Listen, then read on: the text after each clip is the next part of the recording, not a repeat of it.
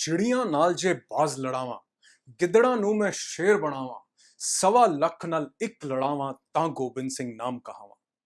गुरु साहब ने एक बहुत अच्छी सीख दी है कि चिड़िया भी बाज से लड़ सकती हैं अगर लीडरशिप में दम हो, लीडरशिप में जान हो तो। वैसे ही अगर कंपनी छोटी हो लेकिन अगर उसकी लीडरशिप अच्छी हो ना, तो वो भी बड़े से बड़े मुकाम को हासिल कर सकती है। मुझे याद आता है यहां पर एक बात स्टीव जॉब्स ने कही थी कि great things in business are never done by one person, they are done by a team of people. मतलब किसी महान काम के पीछे एक अकेला इंसान कभी भी नहीं होता है, उसके पीछे एक अच्छी टीम जरूर होती है। यानी एक सक्सेसफुल बिजनेस करने के लिए हमें भी एक मोटिवेटेड, कमिटेड और एक लॉयल टीम की जरूरत होगी ही होगी। वो टीम जिसमें एक आदमी चार आदमियों का काम करे, वो टीम जो आपकी कंपनी को खुद की अपनी कंपनी समझ के काम करे, जिसमें पॉलिटिक्स बिल्कुल भी ना हो, जो एक स्किल टीम हो और उसमें अट्रीशन बहुत ज्यादा कम हो, यानी कि वो कंपनी को नुकसान पहुंचाने की कभी ना सोचे। कहते हैं if the only tool you have is a hammer, you treat everything as if it were a nail. मतलब आपके पास अगर औजार के तौर पर सिर्फ हैमर यानी हथौड़ा होगा ना, तो आप हर प्रॉब्लम को कील समझ के ठोकते ही रहोगे। लेकिन अगर वो कील है ही नहीं, तो आपको उस पर हथौड़ा नहीं चलाना चाहिए। मतलब हर आदमी के काम करने की वजह और रीजंस बिल्कुल अलग अलग होते हैं। हमें अगर उसका मैक्सिमम आउटपुट चाहिए ना, अगर हम चाहते हैं कि वो मैक्सिमम आउटपुट को अचीव करे, तो उसके लिए उसके काम करने की जो वजह है, जो उसके रीजंस हैं, पहले उनको ठीक से समझना पड़ेगा, है ना। अच्छा देखो, लोगों के काम करने के रीजंस होते क्या है। जैसे सबसे पहला होता है फाइनेंशियल नीड, मतलब जरूरत, क्योंकि इंसान को पैसे की जरूरत होती है, इसलिए वो काम करता है ना। दूसरा होता है अनुष्का सॉरी महत्वाकांक्षा। अब विराट कोहली को पैसे की जरूरत तो है नहीं, लेकिन वो इसलिए इतनी मेहनत करता है शायद क्योंकि उसको इस दुनिया का सबसे अच्छा क्रिकेटर बनना है, एम्बिशन। तीसरा होता है फियर, यानी कुछ खो देने का डर। यानी अगर मैंने ये काम नहीं किया और मुझे जॉब से निकाल दिया तो मेरा क्या होगा, डर। चौथा होता है बिलीफ, मतलब किसी चीज में आपका विश्वास। आपने लोगों को कई बार बिना पैसों के भी एनजीओज में, रिलीजियस इंस्टीट्यूशंस में या कई पॉलिटिकल पार्टी के लिए भी बिना पैसों के काम करते हुए देखा होगा, है ना। क्योंकि उनका उस चीज के साथ एक बिलीफ डेवलप हो जाता है, बिलीफ जुड़ जाता है। तो एज अ गुड लीडर आपको इन चारों फंडामेंटल्स को, यानी कि नीड, एम्बिशन, फियर और बिलीफ को समझकर ही एक अच्छी टीम की प्लानिंग करनी चाहिए। अब मैं आपके साथ डिस्कस करता हूं कुछ ऐसी कॉमन मिस्टेक्स जो हमें हर हाल में अवॉइड करनी चाहिए अगर आप एक अच्छी टीम बिल्ड करना चाहते हैं तो। जैसे कि एज पर डेटा 57% एम्प्लॉइज ने यह बात बोली कि उन्होंने अपने मैनेजर की वजह से जॉब को छोड़ दिया। मतलब बहुत से लोग कंपनी को नहीं छोड़ते हैं, बल्कि अपने इमीडिएट बॉस या मैनेजर की वजह से जॉब छोड़ देते हैं, और ये 57% लोग बोल रहे हैं। मतलब अगर मैनेजर एक अच्छा लीडर नहीं है, तो ये कंपनी के लिए बहुत खराब सिचुएशन क्रिएट कर सकता है।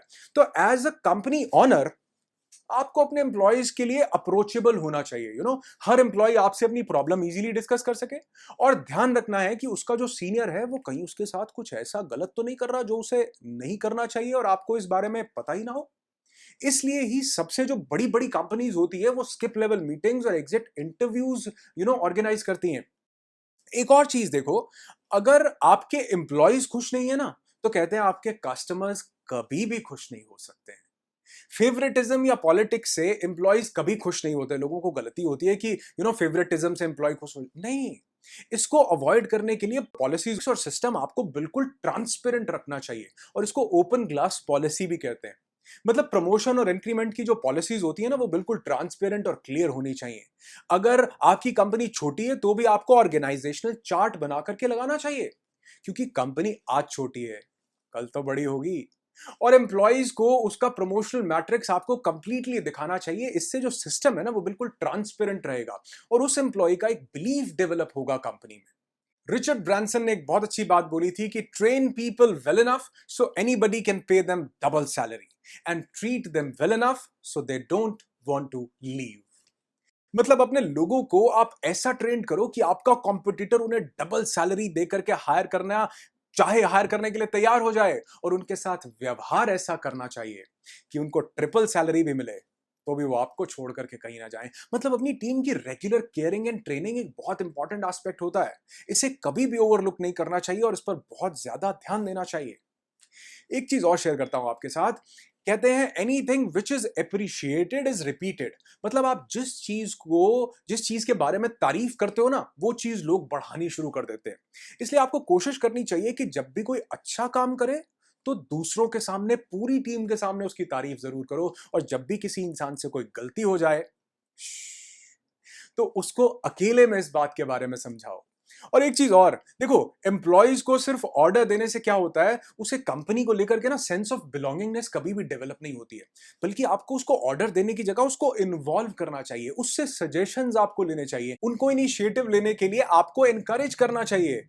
इससे उनके अंदर एक सेंस ऑफ अथॉरिटी आती है। आने दो उनके अंदर सेंस ऑफ अथॉरिटी। उनको ऐसा फील होना चाहिए कि यार ये उनकी खुद की अपनी घर की कंपनी है।